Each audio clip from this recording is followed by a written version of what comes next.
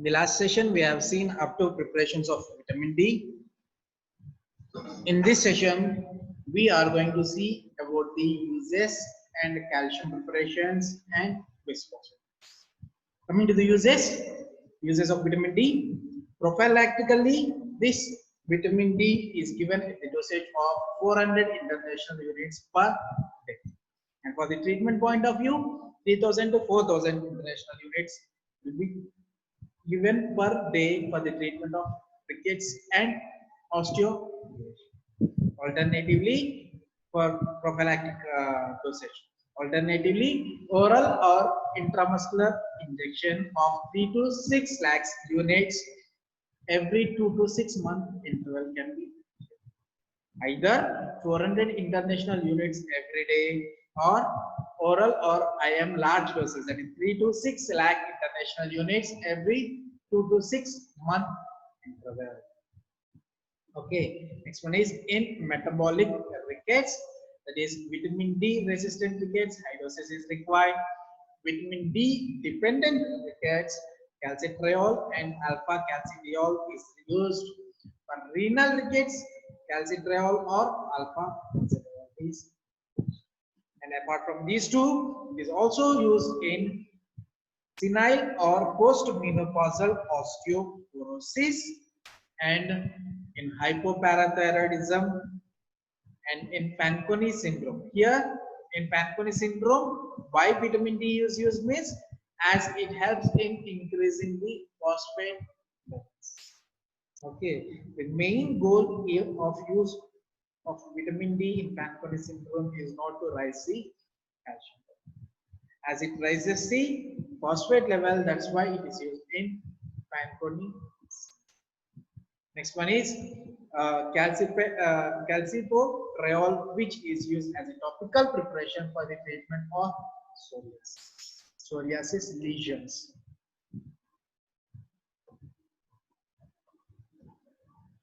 Now, vitamin D deficiency. What is going to happen if vitamin D levels are decreased? In children, it causes rickettsia, whereas in adults, it causes osteoporosis. Coming to the clinical manifestation of vitamin D deficiency, osseous changes, that is bone development changes, include head. In head, tapes will be present, that is some box-like skull will be present, frontal box-like skull, delayed closure of anterior fontanelle will be seen. These are the features which osseous changes which we are going to note in head. Coming to the teeth, there will be delayed teeth eruption with abnormal order, and chest will be rachitic rosary, either pigeon chest or funnel shaped chest will be. The next one is spinal column. It will be not proper. It will either scoliosis, kyphosis, or lordosis will be. And coming to the extremities, here also normal leg, appearance of leg will not be normal. Both legs will be developed in vitamin D deficiency.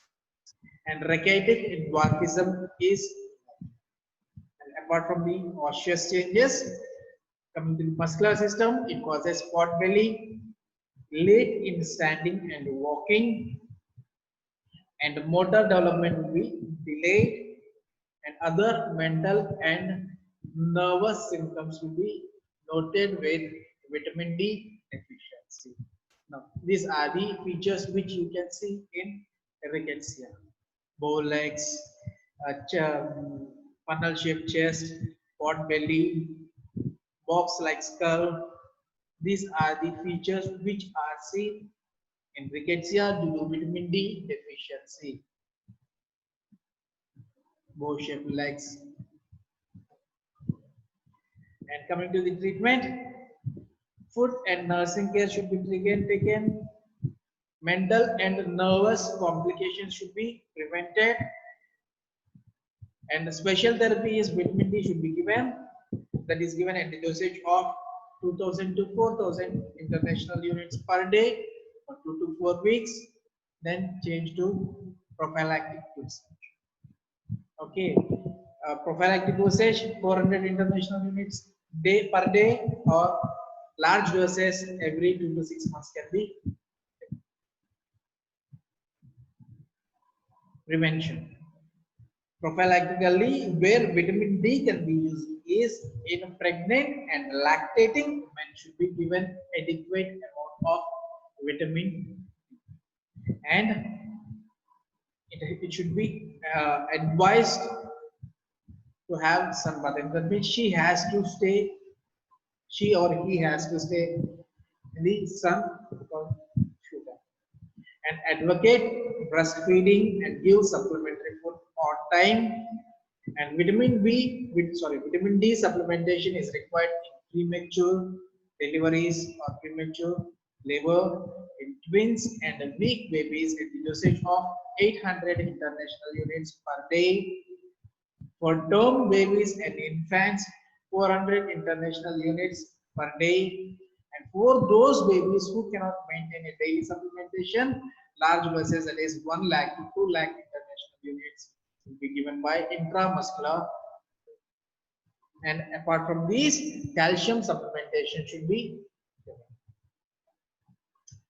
And in hypervitaminosis of D, it causes nausea and vomiting, excessive thirst, polyuria and anorexia, severe itching, joint and muscle pains, disorientation and coma, calcification of soft tissue, that is accumulation of calcium in the lungs, heart and blood vessels, and hypercalcemia will be present. Thereby renal stones may occur. Coming to the summary of hormones that regulate the calcium levels, we have seen the 3 types of hormones that regulate the calcium. Of 3, 2 has got similar, that is which gets stimulated due to decreased serum calcium levels.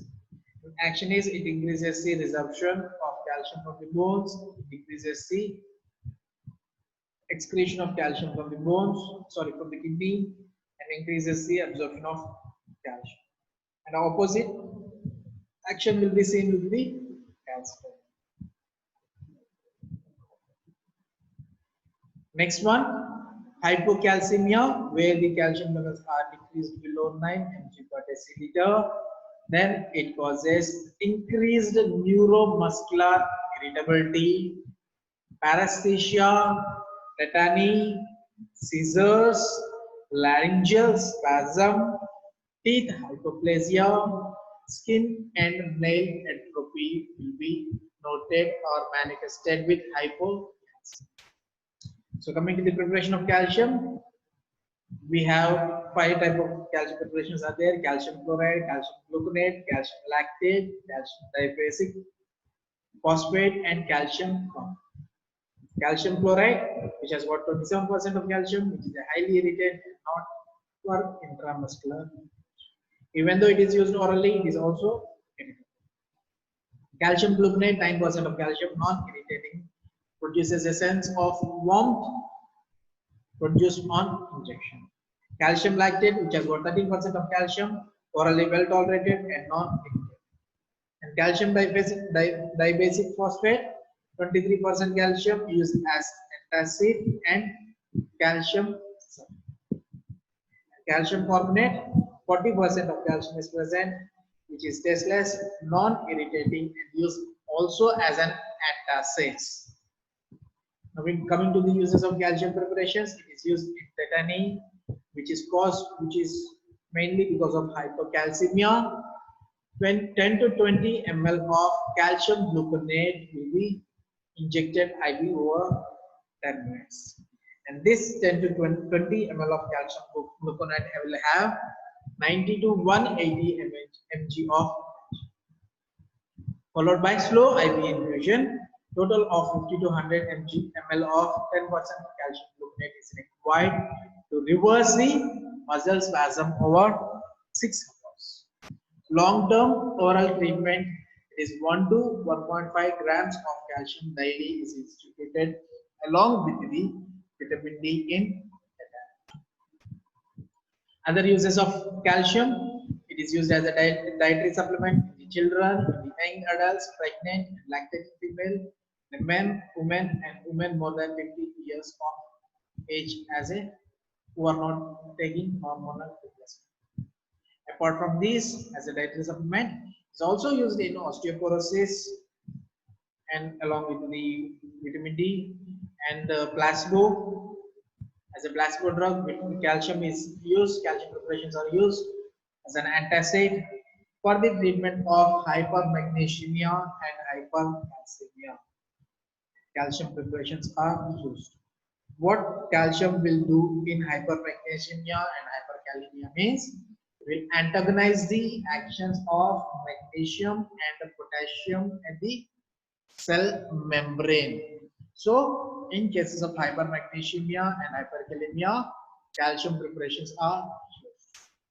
Now, what is going to happen if calcium levels are increased? It causes lethargy, anorexia, weakness, nausea, vomiting, constipation, polyuria, dehydration, irregularities in the heart, metastatic calcification, mental changes indicate severe hypercalcemia. These are the features which we are going to observe in hypercalcemia. Now coming to the treatment of hypercalcemia, hydration and dietary restriction should be done. Sodium chloride should be administered so that thereby increases the elevation of calcium, renal calcium. And the furosemide, which is a diuretic, will be given at a dosage of 20 to 40 mg every 2 to 4 hourly.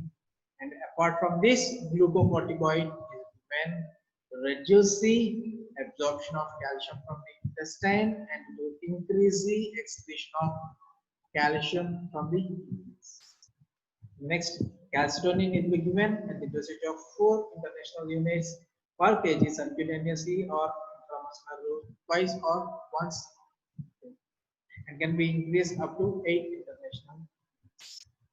Next one is mitomycin, which will be given at the dosage of 25 micrograms per kg intravenously for a period of 4 to 6 hours. And inorganic phosphates are given so that this inorganic phosphate will help in ionizing the calcium. The next drugs that are causing hypocalcemia and hypercalcemia. The drugs that causes hypercalcemia, vitamin D, thiazide diuretics, antacids, and absorbable alcohol. Next one is hypocalcemia seen with furosemide, insulin, corticosteroids, carbenoxolone, degraded tetracycline, and laxative.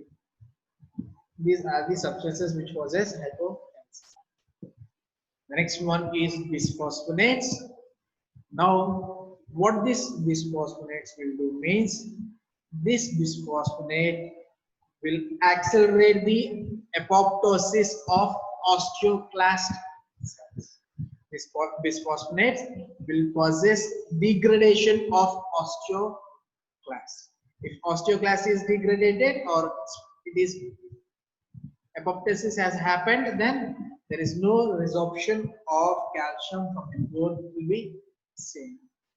We have 3 groups of bisphosphonates are there: first generation, second generation, and third generation.